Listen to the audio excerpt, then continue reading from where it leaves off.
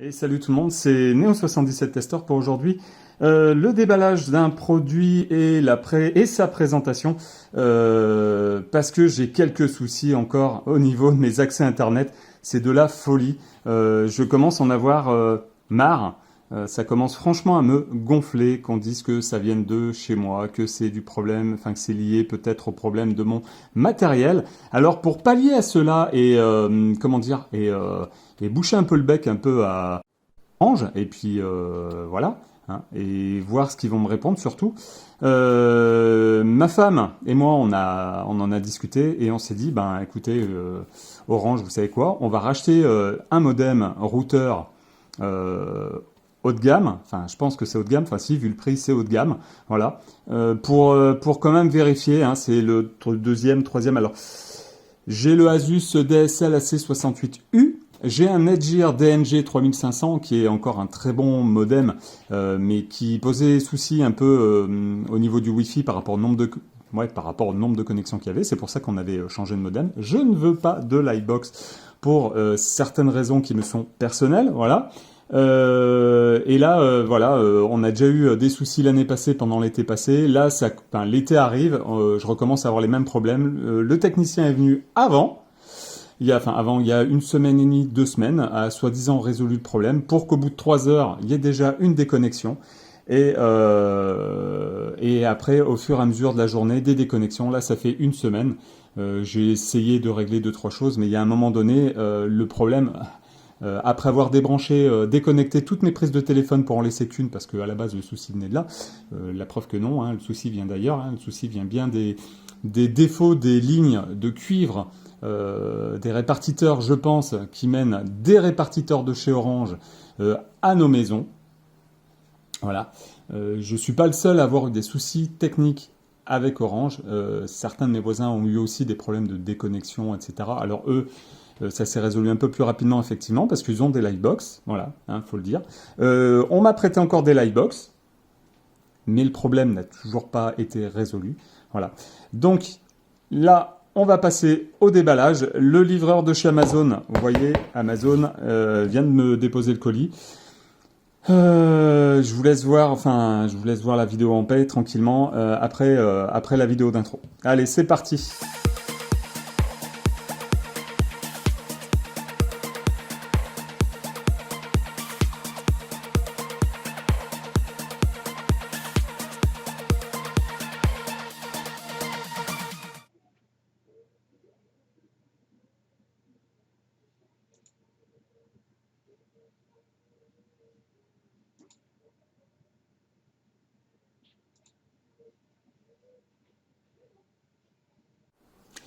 Bon, allez. Après ces explications, hop, on passe au déballage du carton de chez Amazon. Donc, il est arrivé en bon état, on va dire. Peut-être une petite tonche sur un coin, mais normalement, voilà. Je suis content parce que Amazon l'a envoyé, dans un carton, pas comme le dernier. Je crois que le dernier que j'ai eu de chez Amazon, en fait, était venu comme ça. C'est-à-dire sans emballage, sans carton de chez eux. Donc, alors là, ça va être compliqué. Ouais. Allez, je vais vous montrer. On va essayer de faire comme ça, juste pour voir. Ah, ça va être super compliqué, mais c'est pas grave. Allez hop. On va essayer de maintenir. Voilà. On va essayer de pas le faire tomber. Voilà. Donc, déjà, hop. Vous allez le voir tout de suite. Bon, protection du colis, comme d'habitude, hein, un simple bout de papier.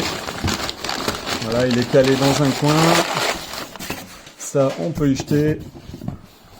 Donc, voilà la nouvelle acquisition.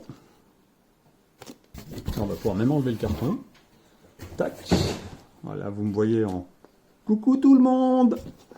Voilà. Hop. Donc, c'est un nouveau modem routeur de chez Asus. Voilà. Ouais, j'ai été content du DSL AC68. Bon, il y a eu des retours aussi bien positifs, des fois un peu négatifs aussi. Surtout peut-être par rapport à l'opérateur Free. A priori, c'est un peu la galère, mais bon, bref. Voilà. Moi étant chez Orange, pas trop de soucis. Donc il est arrivé, ça va, il n'y a pas de choc, hein, là ça va.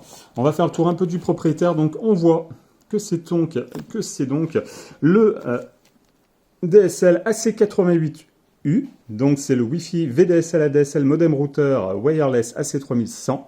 Voilà, donc on fait le tour du propriétaire un petit peu, clac, clac, clac, clac, c'est marqué Feature Proofed, Versatility Compatible with XDSL Fiber and Cable Service. Voilà, donc il y a une garantie de 3 ans. Alors j'ai lu en retour dans certains commentaires que Asus avait quand même un petit peu baissé au niveau du service après-vente.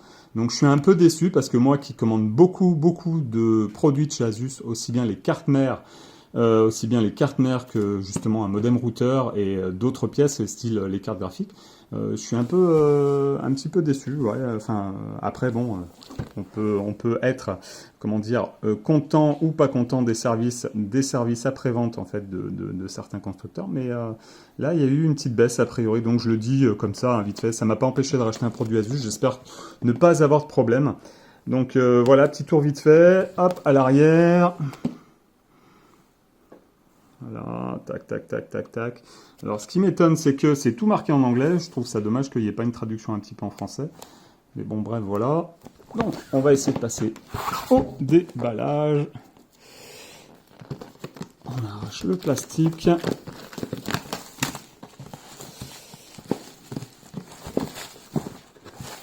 Tac. Ça, c'est OK. Ensuite... Allez, déballage de la bête.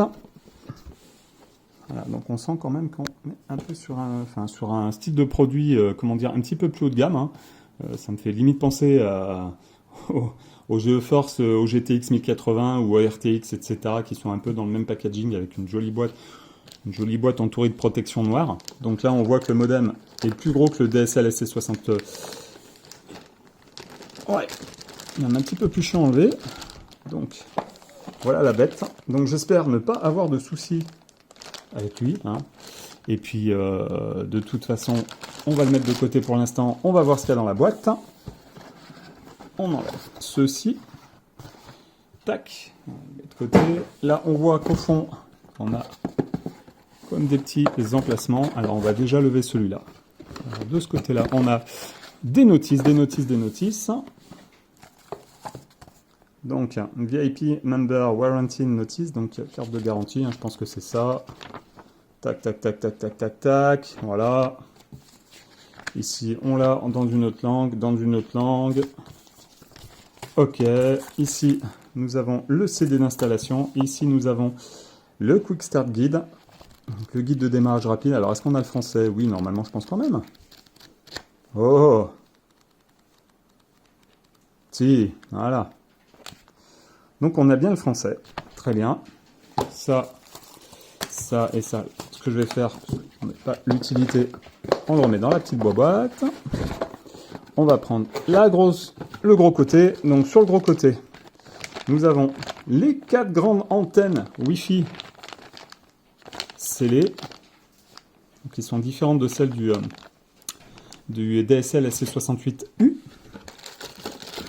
Nous avons, alors là comment dire, le transformateur est quand même vachement plus gros que celui du DSL AC68U. Hein. Là, c'est vraiment, là, on avait un petit transfo sur le DSL AC68. Celui-là, il est quand même plus imposant. Ça fait style alimentation ordinateur portable. Ensuite, nous avons un câble RJ45. Voilà, donc catégorie. Alors attendez, je vais essayer de voir la catégorie. Je pense que c'est du 5, oui. Donc catégorie 5E. Donc bon, voilà, hein, comme quoi le catégorie 5 et 5E suffit encore largement pour un réseau domestique. Nous avons le câble RJ11. Voilà, nous avons une sorte de répartiteur, ouais c'est ça, donc pour le VDSL. Tac, tac, très bien. Alors, qu'est-ce que nous avons d'autre? Nous n'avons rien d'autre. Et là, nous avons un gros câble, alors vraiment un gros câble d'alimentation. Ouais, c'est un câble d'alimentation comme sur les ordi portables, hein, ça, il n'y a pas de... Hop là. Alors, après, en dessous, nous avons rien d'autre du tout. Donc, on va remettre ça dans sa boîte pour l'instant, parce que j'en ai pas l'utilité. Tac, tac, tac, tac, tac. Alors...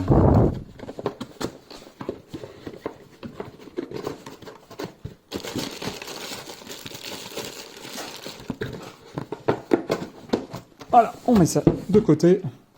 On passe au déballage de la bête. Donc effectivement, il est quand même plus imposant. Donc il va falloir que j'aménage différemment l'endroit où il va être disposé. Pardon, excusez-moi, l'endroit où il va être disposé. Donc sur le dessus, nous avons le joli petit logo Asus. Nous avons une jolie grille d'aération avec une sorte de fond rouge. Alors, est-ce que c'est juste pour d'esthétique ou est-ce que ça a une utilité, je pense, pour le refroidissement? Est-ce que c'est un radiateur? Peut-être. Voilà. Sur le dessus encore, nous avons donc les accès, donc les accès, pardon, les témoins lumineux, donc marche-arrêt, le Wi-Fi 2,4 GHz et 5 GHz. Nous avons l'accès à, donc, comment dire, quand on est connecté à Internet. Nous avons là, c'est pour la synchro DSL.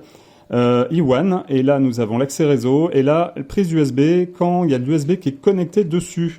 En face de devant, nous avons ici le bouton Wi-Fi, ici, qui est ici, et alors, je sais pas comment je vais faire, ouais, parce que voilà, donc le bouton Wi-Fi qui est ici, et ici on a un bouton LED pour allumer, éteindre les LED. Ici nous avons une sorte de... Alors, je ne veux pas faire de casse. Je ne veux pas faire de casse, mais là, ici, nous avons une sorte de trappe. Alors, je ne sais pas à quoi elle sert pour l'instant. Je regarderai justement le manuel d'utilisation. Derrière, nous avons quelques informations concernant le modem routeur. Sur le côté gauche, nous avons ici accès à un branchement pour l'antenne. Sur le côté droit, exactement pareil. Ici, on va passer à l'arrière. Alors, l'arrière... il y a quelque chose quand même qui me dérange. Ouais, alors il y a quelque chose il y a un petit truc qui me dérange, c'est que normalement il est censé y avoir une prise USB devant. Il me semblait qu'il y avait une prise USB devant, et là elle n'y est pas du tout. Il devait y avoir une prise USB 3.0, et là elle n'y est pas. Donc je ne sais pas, là ici on n'a qu'une prise USB ici 2.0, donc à moins qu'elle soit au niveau de la trappe, je sais pas. Comment dire? Donc ici nous avons le petit bouton WPS, ici le petit bouton rouge qui sert en fait à réinitialiser, à remettre les valeurs par défaut ou remettre en version usine pour le modem routeur. Ici nous avons la prise DSL, là.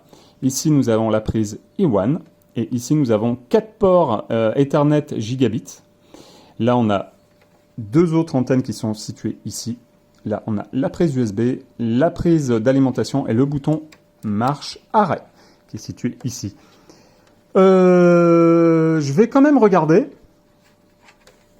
comment ça se passe pour la prise USB, parce qu'il me semble bien... Alors, je l'ai commandé, donc, comme vous l'avez vu, sur Amazon. Par contre, il y a quand même quelque chose qui me dérange, c'est qu'il n'y a pas la prise USB de devant. Donc, il va falloir que je me renseigne un petit peu plus pour voir ce que ça donne.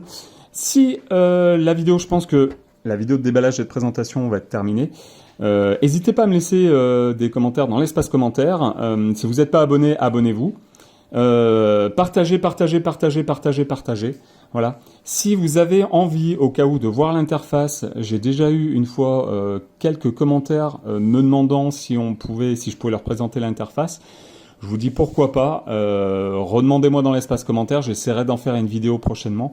Il y a beaucoup de vidéos qu'il faut que je fasse, donc je peux pas toujours faire comme je veux non plus, avec la vie professionnelle, les enfants, la famille, etc., etc. Sur ce, je vais vous laisser, je vous dis à la prochaine pour une nouvelle vidéo, et je vais quand même essayer de me renseigner pour cette histoire de prise USB 3, je vous reprendrai peut-être juste derrière. Allez, à la prochaine, salut, salut!